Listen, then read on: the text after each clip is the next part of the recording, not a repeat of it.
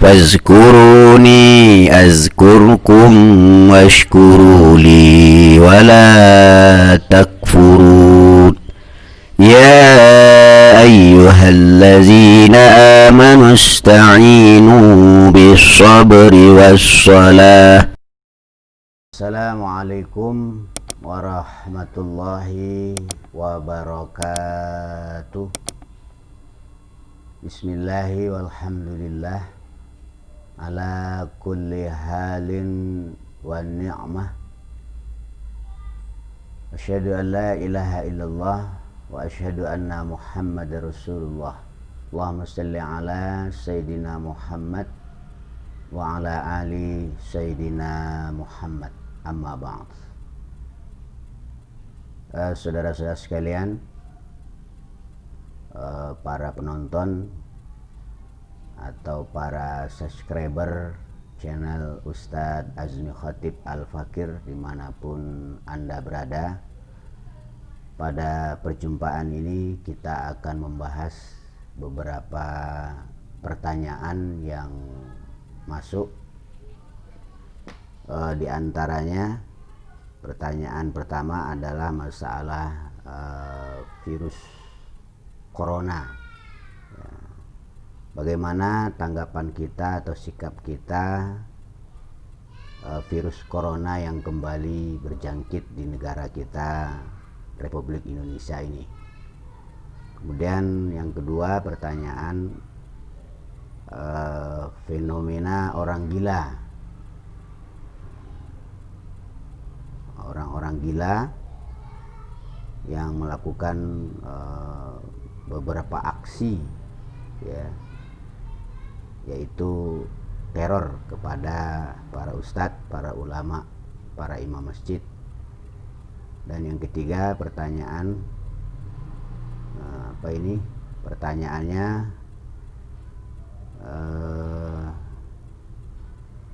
bagaimana kita supaya di dalam menjalani kehidupan ini bisa selalu bahagia, ya. Banyak pertanyaan yang lain. Baiklah, para penonton channel Ustadz Azmi Khatib sekalian, kita jawab pertanyaan yang pertama tentang fenomena berjangkitnya kembali virus COVID-19. Saudara-saudara sekalian yang berbahagia, Allah Subhanahu wa ta'ala menurunkan musibah, apa itu berupa penyakit atau berupa yang lainnya, itu ada beberapa tujuan. Pertama adalah sebagai ujian, ya. Sebagai ujian untuk mempertebal keimanan, memperkuat keyakinan, dan untuk menambah mahabbah, rasa cinta kepada Allah Subhanahu wa ta'ala. Saudara-saudara sekalian, hal ini banyak dijelaskan oleh Allah di dalam Al-Quran. Di antaranya, a'udzubillahi minasyaitonirrajim, bismillahirrahmanirrahim, walanabluwannakum bisyai'in minal khawf wal ju' wa naqsim minal amwal wal anfus was samarat wa basyiris sabirin allazina idza asabathum musibah qalu inna lillahi wa inna ilaihi raji'un. Jadi musibah, kejadian yang terjadi termasuk COVID-19 ini, bagi orang yang beriman, yang konsekuen dengan imannya, yang menjaga dirinya dari untuk tidak melakukan apa yang Allah larang atau maksiat, dan menjaga dirinya untuk tidak meninggalkan apa yang Allah perintah atau ketaatan. Orang-orang yang model begini di dalam menerima musibah, cobaan dan seterusnya, ini bagi mereka adalah ujian. Biasanya ujian ini untuk meningkatkan kedudukan atau makom seseorang di sisi Allah Subhanahu wa taala. Dan biasanya orang kalau sering diuji oleh Allah Subhanahu wa taala, itu satu pertanda bahwa orang itu akan dijadikan oleh Allah sebagai hambanya yang soleh atau sebagai kekasihnya yang kita kenal dengan wali Allah. Semakin sering orang itu diuji, maka dia akan semakin paham dengan cerita kehidupan dunia ini. Kalau toh nantinya di dalam menjalani ujian itu dia mengalami banyak kesulitan, kesukaran atau kesedihan dan seterusnya, maka itu adalah sebagai kafaratuz dzunub, ya, sebagai penghapus dosa-dosanya. Jadi kesulitan bagi orang yang beriman, saudara-saudara sekalian, apa itu kesulitan masalah kesehatan, kena penyakit, ya, sekarang yang lebih marak ini kena virus COVID-19 atau penyakit yang lain, ya, apa itu darah tinggi, ya, stroke, dan penyakit-penyakit yang lainnya. Kalau orang tadi konsekuen dengan keimanannya, istiqomah di dalam melaksanakan perintah-perintah Allah Subhanahu wa taala, dan dia berhati-hati dengan larangan Allah, ya, tidak sampai melakukan larangan-larangan Allah, terutama dosa-dosa besar, maka baginya adalah kafaratuz dzunub, dan untuk menaikkan derajatnya di sisi Allah Subhanahu wa taala. Dan memang hukum hidup di dunia itu adalah, ya, semakin tinggi sebatang pohon, tentu semakin keras angin meniupnya. Artinya semakin tinggi derajat seseorang di hadapan Allah, tentu semakin banyak ujiannya. Ini yang pertama sebagai ujian, dan kita berdoa kepada Allah Subhanahu wa taala, mudah-mudahan kita umat Islam yang beriman, yang konsekuen dengan agamanya, di dalam menerima ujian ini, baik ujian penyakit, ujian ekonomi, dan lain-lain sebagainya, mudah-mudahan ini sebagai kafaratuz dzunub bagi kita, pelebur dosa kita dan mengangkat derajat kita di sisi Allah. Yang kedua, saudara-saudara, cobaan musibah yang terjadi, ya, di dunia ini, khususnya di negara kita, itu sebagai teguran, sebagai teguran bagi orang-orang yang lalai dari perintah Tuhannya, lalai dari keyakinannya, ya, mungkin banyak melakukan kesalahan, kekeliruan, dan tidak ditobati, tidak diistighfari atau tidak disadari, lalu dia terkena musibah, bencana, dan seterusnya. Ini adalah sebagai teguran agar dia bisa kembali kepada Allah Subhanahu wa taala. Ini menunjukkan bahwa Allah masih memperhatikannya, Allah masih menyayanginya, ya, dengan kelalaian yang dia lakukan, kemaksiatan yang dia lakukan, Allah tegur dia dengan berbagai macam ujian, sehingga dia kembali sadar, kembali bertaubat, dan kembali kepada Allah Subhanahu wa taala. Kemudian yang ketiga, cobaan musibah itu adalah sebagai azab. Azab bagi siapa? Bagi mereka yang tidak beriman kepada Allah Subhanahu wa taala, tidak percaya kepada Allah Subhanahu wa taala. Bagi mereka, cobaan musibah itu adalah sebagai azab. Artinya azab pendahuluan di dunia dan cashnya besok di akhirat. Ma'asyiral muslimin, para penonton channel Ustadz Azmi Khatib sekalian, jadi mudah-mudahan bagi kita semua, ya, dan bagi saudara-saudara sekalian, kesulitan, musibah, ujian yang terjadi di negara kita saat ini, apa itu masalah kesehatan, ya, yang berimbas kepada masalah ekonomi, ya. Jadi COVID-19 ini tidak hanya membuat kita was-was dari segi kesehatan kita, tapi juga berimbas kepada ekonomi, ya, di mana perputaran roda ekonomi menjadi loyo, menjadi lambat, ya, karena orang terhalang untuk berusaha atau dibatasi, ya, dibatasi untuk berusaha karena untuk menjaga supaya wabah ini tidak meluas, ya. Ma'asyiral muslimin yang berbahagia, jadi mudah-mudahan ini adalah ujian bagi kita, ya. Mudah-mudahan Allah ampuni dosa-dosa kita, Allah angkat derajat kita, dan Allah jadikan kita sebagai hamba yang dicintai oleh Allah Subhanahu wa ta'ala. Ini yang pertama, ya.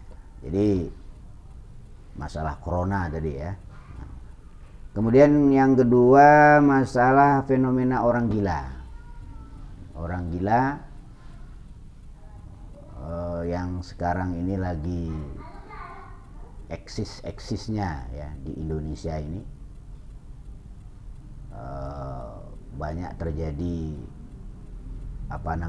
peneroran kepada imam-imam masjid, ya. Orang sedang sholat ditikam, ya, sedang berzikir ditikam. Yang baru-baru saja terjadi, ya, seorang ulama, ya, ulama nasional bahkan internasional, yaitu Syekh Ali Jaber, juga sedang berceramah ditikam.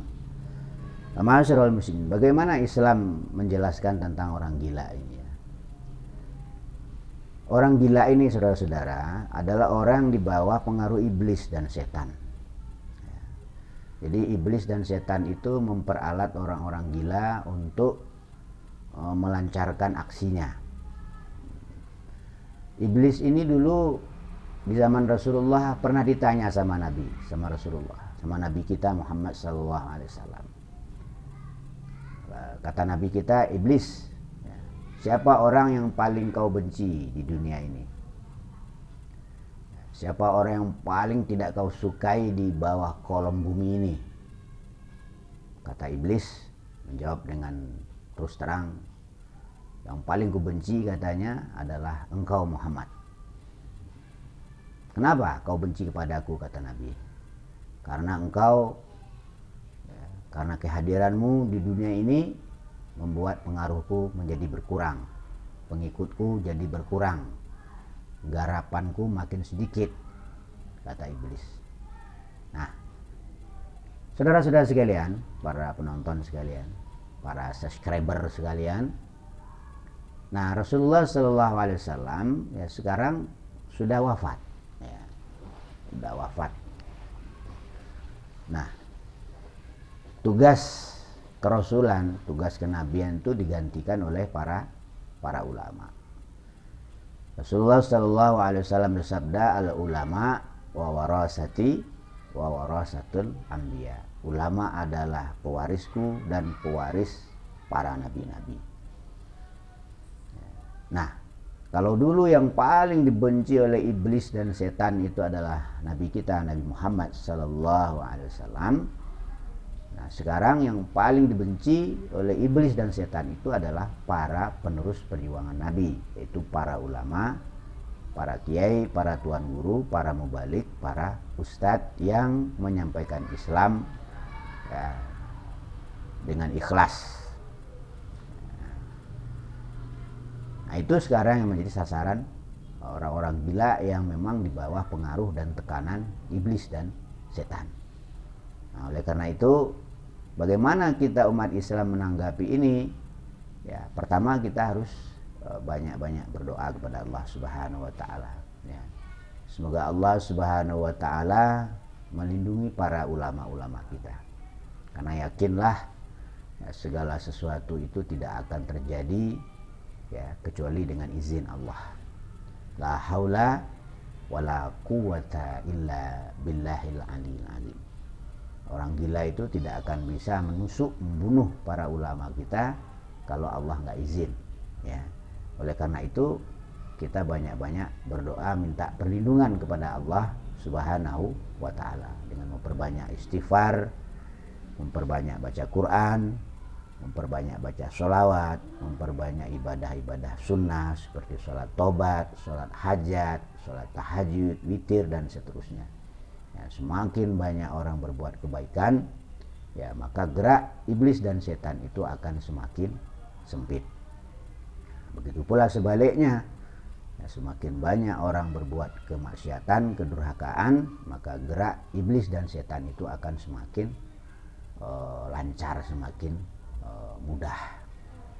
Itu yang kedua, masalah fenomena orang gila. Jadi kita hati-hati, ya, kita jaga ulama kita, ustadz kita di tempat kita masing-masing, ya, kita ikhtiar sebaiknya, sebagusnya, sebisanya. Nanti soal hasilnya ya kita serahkan kepada Allah Subhanahu wa taala. Wa may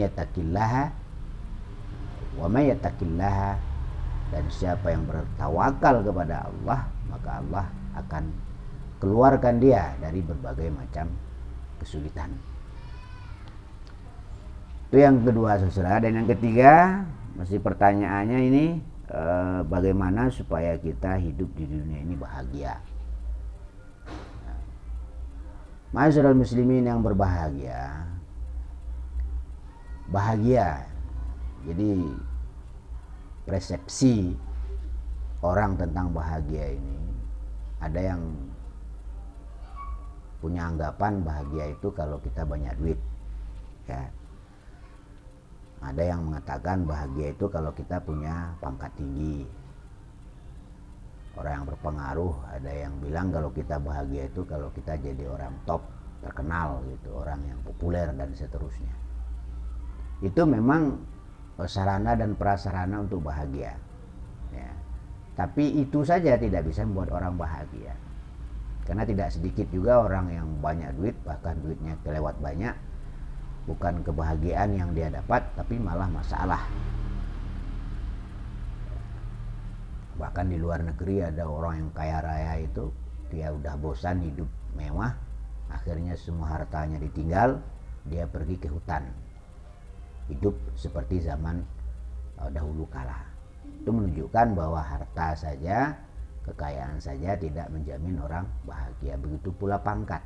Kita lihat ya, orang-orang yang punya posisi strategis, pangkatnya di negara kita ini, ya mereka itu pusing karena banyak masalah, ya. Mulai dari masalah ekonomi, masalah corona yang nggak selesai-selesai, ya masalah pengangguran, kemiskinan, ya krisis kepercayaan dan seterusnya, sehingga mereka itu sulit untuk tidur, sulit untuk bahagia. Itu pula orang yang populer, orang yang terkenal, kemana-mana dia harus hati-hati dikawal, karena semakin banyak orang yang suka, tentu juga banyak orang yang tidak suka. Jadi bagaimana Islam memberikan solusi supaya kita merasakan bahagia pada kehidupan ini, ya. Solusi yang pertama adalah kita harus puas dengan apa yang hari ini kita rasakan, apa yang kita alami, ya. Apapun takdir Allah yang hari ini kita jalani, kita harus puas, harus terima, harus menikmati. Jadi belajar menikmati hidup, ya. Belajar menikmati hidup, jangan kita selalu mencari kenikmatan di dalam hidup, ya. Karena kenikmatan dalam hidup ini, kalaupun ada, sifatnya sangat sementara.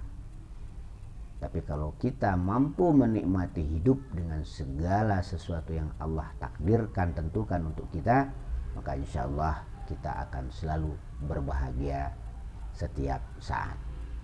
Saudara-saudara sekalian, nah itu pertemuan kita hari ini. 3 pertanyaan udah kita jawab.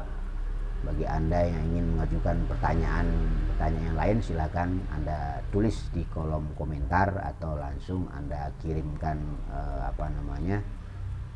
inbox atau apa itu ya. Nah, itu saja, banyak maaf ya. Semoga Allah Subhanahu wa taala menolong kita di dalam mentaatinya. Semoga Allah Subhanahu wa taala memberikan kita kekuatan di dalam menjalani segala apa yang telah Dia takdirkan kepada kita, dan semoga akhir dari perjalanan kita adalah husnul khotimah.